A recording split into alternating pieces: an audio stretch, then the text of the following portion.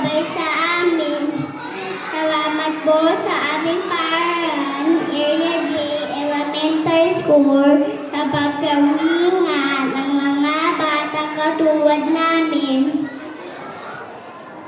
At higit sa lahat, salamat Panginoong Hesus, dahil po sa inyo, natupad namin ang aming pangarap.